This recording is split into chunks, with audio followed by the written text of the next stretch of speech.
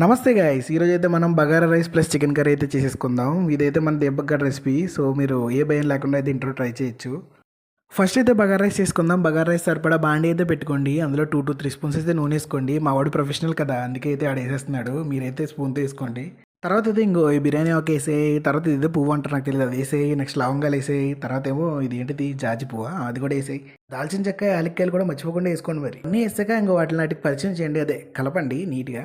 పాప మీ బిర్యానీ సరుకులన్నీ unsung heroes అండి, మనం తీసి పక్కన పడేస్తాం కానీ వాటి వల్లే ఫ్లేవర్ వస్తుంది.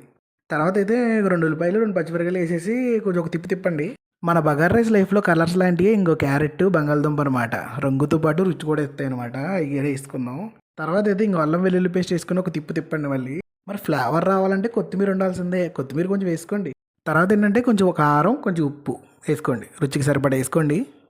తర్వాత తిప్పేసిన తర్వాత వాటర్ వేసుకోవాలన్నమాట. వాటర్ ఎంత వేసుకోవాలంటే మనం ఒక గ్లాస్ బియ్యం వేసుకుంటున్నాం అనుకోండి, గ్లాసున్నర వాటర్ వేసుకోండి. మీరు ఎన్ని గ్లాస్ వేసుకుంటే దాన్ని బట్టి వేసుకోండి. మరి నీళ్ళు వేసిన తర్వాత ఒకసారి అయితే తిప్పేసుకుని మీరు వాటర్ టేస్ట్ అయితే చూడండి. ఆ వాటర్ టేస్ట్ ఎలా ఉండాలంటే మనకి సముద్రం నీళ్ళు ఎలా ఉంటాయి అలా ఉండాలన్నమాట. అప్పుడే నీట్గా మనకు అన్నానికి పడుతుంది.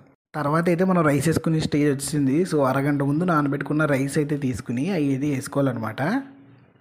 రైస్ వేసిన తర్వాత అయితే కలిపేసి మూత పెట్టేసుకోవాలన్నమాట.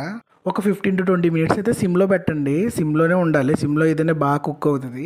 మీకు లైట్గా వాటర్ అనిపిస్తుంది. ఆ టైంలో అయితే మీరు గ్యాస్ అయితే ఆఫ్ వేసుకోండి. తర్వాత అయితే కొంచెం నెయ్యి వేసుకుని మళ్ళీ మూత పెట్టేసి ఒక 10 మినిట్స్ అయితే అలా ఉంచేయండి. దమ్ అవుతుంది రైస్. బగారా రైస్ అయితే కంప్లీట్ అయిపోయింది. ఇప్పుడైతే చికెన్ ప్రొసీజర్ ఏంటో చూసేద్దాం.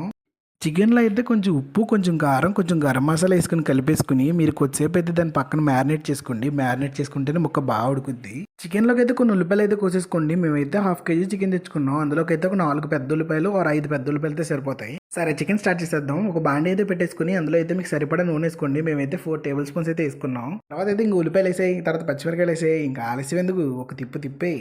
తర్వాత అయితే అల్లం వెల్లుల్లి పేస్ట్ అయితే 1.5 టేబుల్ స్పూన్ అయితే వేసుకోండి. వేసుకుని ఫుల్గా తిప్పేసుకోండి.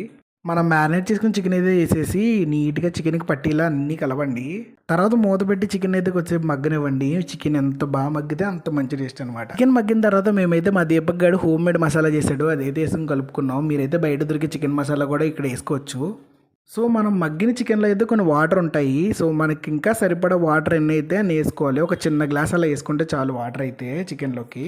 ఇక్కడైతే ఒకసారి మీరు ఉప్పు కారం చూసుకోండి. ఎందుకంటే ఒకవేళ ఫస్ట్ వేసిన ఉప్పు కారం సరిపోకపోతే ఇక్కడ మీరు అడ్జస్ట్ చేసుకోవచ్చు. మెల్లగా మీడియం ఫ్లేమ్లో 15 మినిట్స్ అయితే పడుతుంది కుక్ అవ్వడానికి. కానీ మీరు ఎంత వెయిట్ చేస్తే అంత బాగుంటుంది చికెన్. మీరు దింపేసుకునే ముందు అయితే కొంచెం ఫ్లేవర్ కోసం కొత్తిమీర వేసుకోండి. అలా కొంచెం బగారా రైస్ తీసుకుని కొంచెం చికెన్ కర్రీ అందులో కలుపుకొని దాని మీద ఒక ఉల్లిపాయ పెట్టుకుని తింటే ఉంటుంది.